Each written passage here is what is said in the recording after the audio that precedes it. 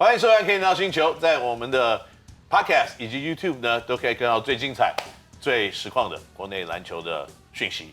那上个礼拜呢，我们跟国豪聊了还蛮多有关于篮球方面他的故事，以及他的这个打篮球的一些经验。不过呢，在这一集里面呢，我们就要开始回答一些网络上对我们的这个国豪有一些问题要问。Okay. 所以这些问题可能有的会比较敏感一点，不过我们没关系 OK 啊，我们坦荡荡。我们什么都敢回答。哎呦，坦荡。女朋友几岁？没有，开玩笑。那几次哦？我们这个是9点钟以前要播的节目，我们是 Rated PG。我以为12点钟之后。是。所以这个比较卡吗？没有，这个不会卡。我们都一镜到底了。我们这个节目从开播开录以来，从来没有 cut 或者是剪。或者是停录过，对不对？我也找小偷，我把那个卡拿走。不过这样子来说啊，这个很多人都在问啊，就国豪，你现在开始在这个街口工程师这边有一个好的开始，那你未来想出国打比赛吗？就说离开我们球队去别的球队吗？出国比赛，你要想清楚一点，这个问题怎么回答？就是有机会，我自己会想要。年轻的时候就多出去看看走一走，那当然就是把外面学到的东西拿带回来，然后但之前就是真的不行，我再回来打，然后就也可以教外面的小孩。我现在给我心理准备 ，OK？ 我听到这个答案，我现在开始紧张了。我刚刚脑海都会想几次，对吧？就是大概是这样啦。可以自己学不同东西，然后带回来，然后等到自己以后不打球，可以教很喜欢打球，或是有机会，可能大家想打职业队啊，干嘛可以教他们啊。你现在已经是在教小朋友打球了嘛，对不对？就是慢慢的，之前啦，就是暑假的时候是1对1训练这样。那国小国中，这个观众非常的有趣。那问了这个问题以后呢，也问我说 ：“Kenny 哥会放他走吗？”这个脚在他身上啊，不是我要不要放他走？你要走吗？你要不要走？他应该是不会走。暂时先不要，好不好？应该都在这里啊。暂时先不要。应该都现在打断了没有？打断就没，我不行了。不过不是我要不要放他走，是他自己想去什么地方。然后呢，我相信国豪以他的个性、他的球技以及他这种不服输的精神呢，到什么球队他应该都会有非常好的表现。那以现在来看，希望可以继续留在我们球队比较适合一点。那接下来另外一个问题呢，我觉得也还蛮好玩的，就是高中时期高国豪跟田磊的对决是相当的精彩。现在2个人是队友，可以分享一下田浩，抱歉，我有机会准备要退休了，是不是？还没开始就要退休，这样不太好。可以分享私下的相处吗？没有啊，平常我们就想要互相开玩笑，从脚开到头，我觉得就还不错啊。那平常算就是现在应该是有最多一起相处的时间，当同队。平常比较少，因为暑假但是他有自己的事嘛，那就是比较常相处，就大部分就是在可能像今天要开始球季中，或者是开始训练，就比较常相处。所以平常他还蛮喜欢开玩笑，对吧？但是太开也不太好啊，就是他就是人蛮不错的啊。我平常就蛮喜欢闹他，那他有时候蛮讨厌我，对吧？就是大概这样。不过当队友本来就是这个样子，有的时候就是会互相开玩笑。我蛮喜欢，就是不止他，就其他人啊，我就是蛮喜欢跟大家开玩笑。那球队也是，我希望就是大家的气氛就好啊。那个要不要出国打球玩笑，不要乱开就好，那样心脏病可能会发作。那另外一个呢，球迷会问的问题啊，其实。我觉得也是，可能我自己也会有的时候晚上会想，为什么那个时候你哥哥在泰山？那可能也是阿兄教练会想的。你哥哥在泰山，为什么你选择松山？我当初一开始是，我本来想要跟他一起，但是他国强现在在外面了，他听了现在在哭。他已经听到了。我刚有说，你有这一题没有啦？就是他说他高3了，对，然后我高1，那时候我国中他升高1，然后他高3。那时候我就想说，我本来想要跟他一起说，有机会我们一起打球啊，兄弟啊，不一样的话题，我觉得蛮酷的。但是我自己有想说，那我怕他照顾不到我，因为就1年嘛，他就毕业了。那我想说，那大不我自己走出自己的路，对，就去松山。然后又是那天你在国中的比赛，看到下面松山很凶狠，就说我说这是我要去的球队。这个真的很让我有心动，对吧？后来我就是有想说，因为我本来在去松山之前，我有想，也有想说，也有去那个啦泰山训练这样，我觉得因为他们泰山是属于很 freestyle，那时候我国中打球就是比较，我打球比较奔放，就可能比较喜欢耍那种动作，所以那时候我觉得还不错。然后后来又考虑到，因为可能就1年可以照顾我，但是就走了就毕业，我真的然后我就想说自己照顾自己，就自己走出自己的一条路。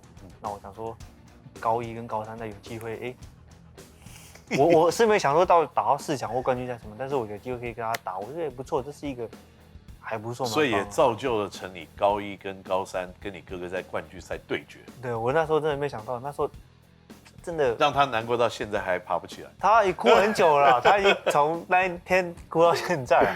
他跟阿丢每天早上我看他抱在一起哭，然后才开始上班。所以那时候真的国豪真的是。那时候我看到钟哥啊，看到我你知道我觉得还蛮有趣的。不过钟哥真的是对你非常的，你知道很好，把你一直放在心里，耿耿于怀。不过今年他也拿了冠军了，所以他也把你放掉。对，终于。我觉得算了，他 OK 了，OK 了，算原谅现在 OK 了。那在今年啊，你终于打了1年的职业篮球嘛？那你觉得职业篮球跟学生篮球差别在什么地方？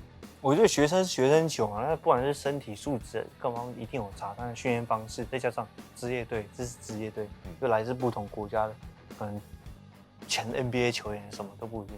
对，我觉得这是一定有差，而且差很多，经验上面就差很多，对吧？那我觉得今年打这个职业队，我觉得真的学到真的太多东西了，而且有机会跟他这么准的塔克吧就是老外啊，对，包括本土那些球员，磊哥啊、顶哥那些前黄金时代，我觉得有机会就是遇到这么顶哥。对吧？现在有顶哥被他轰一掌，我也可以接受。那个你可以啊？不可以？真的吗？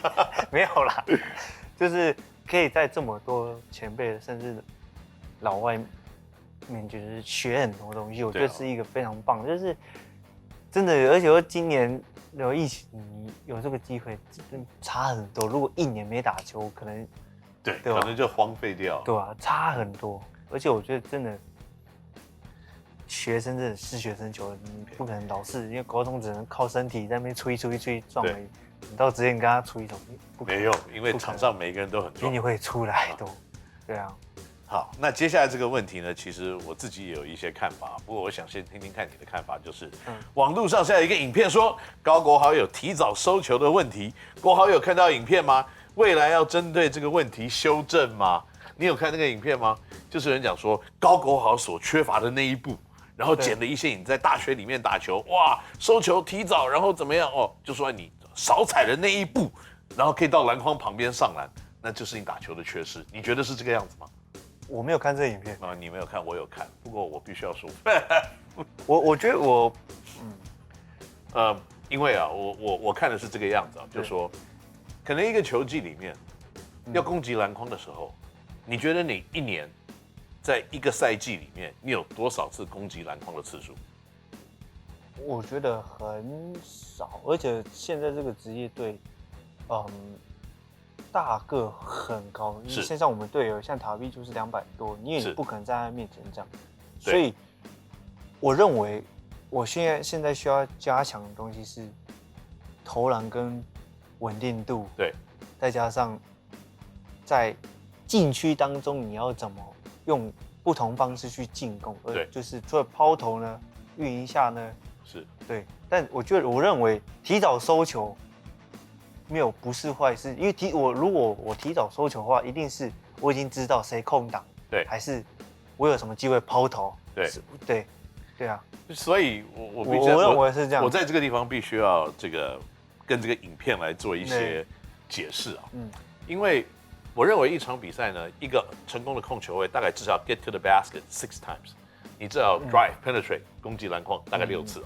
差不多。那在美国大学的篮球 ，which 这个影片基本上是讲美国大学篮球，那大学篮球的帮忙防守的意识，以及离开自己人去帮忙禁区的意识是比较强的。在职业比赛基本上都是 man to man，都是个人搞个人。对啊，那你有的时候会有弱兵过来防守，除非你像我们这种球队，你进去一个 Tabi， 他可能就站在中间准备要打一个火锅。那面临这样子的防守的时候，你可以直接攻到篮筐下吗？很难。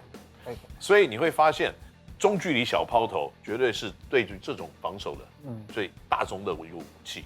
那如果你每一球站到篮筐下，要去踩那一步去上篮的话，那你生存的机会不会太高。对，我就我像我大二那一年，我印象很深刻，那时候对那个 Florida State， 对 Oregon State， 哇，那很强。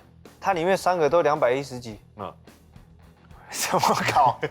对，所以变成说你过一个大个，变成你要攀飞骗，然后不然就只能抛投。是，对，因为你不可能，你即使过一个，后面还有一门，你后面有没有过？后面会一直这样子，因为不太可能，3个200多了。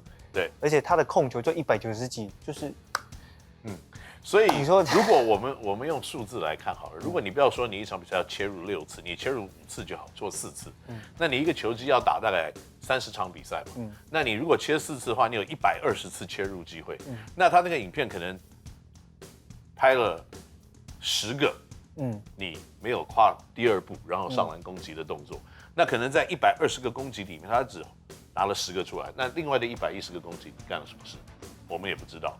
所以我认为这只是一个小宗的一个 sample，那你去判断这样子的数字，我觉得是不理想，我不认为它是对的。而且你不能就说我要少踩一步，所以上篮攻击的成功率下降，而是每一个攻防端的状况都是不一样。对，我觉得这很难说，因为即使你进攻，你可能看到你的防守，我们就是看着防守的去执行下一步我们要做什么。为什么会提早收球？可能或者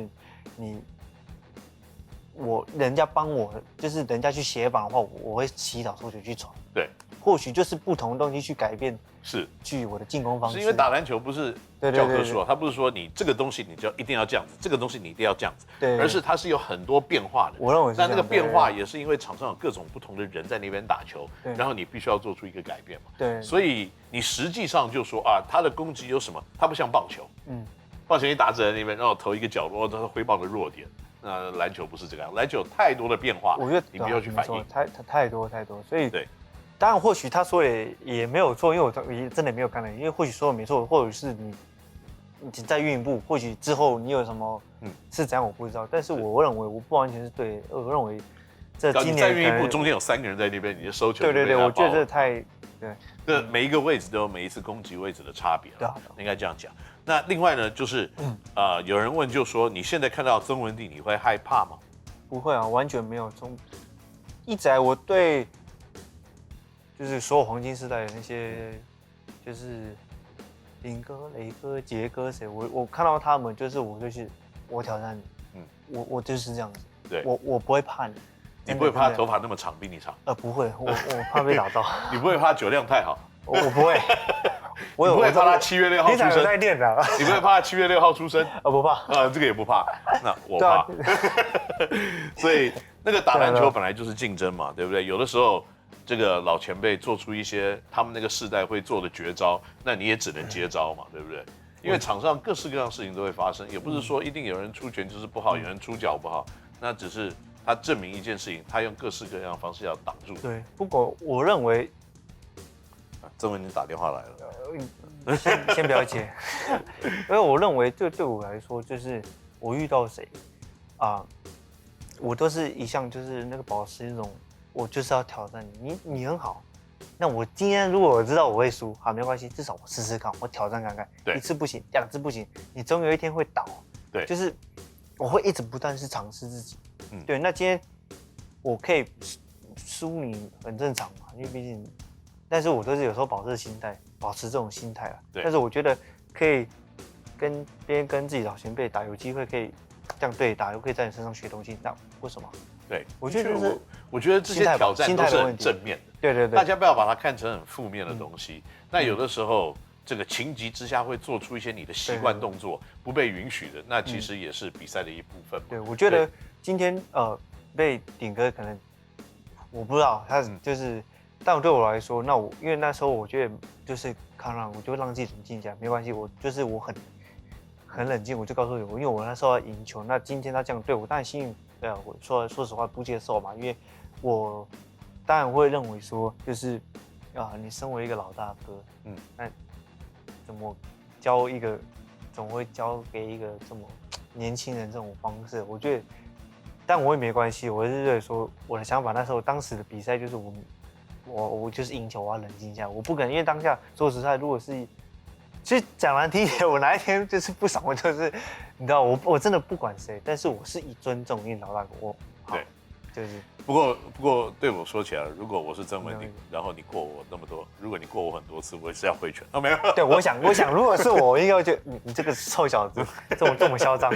没错，对。所以这个本来就是篮球的一部分嘛，所以大家看过当做高兴就好，大家都有学习。OK， 那国豪，你觉得工程师是什么样子一支球队？你有后悔加入过工程师吗？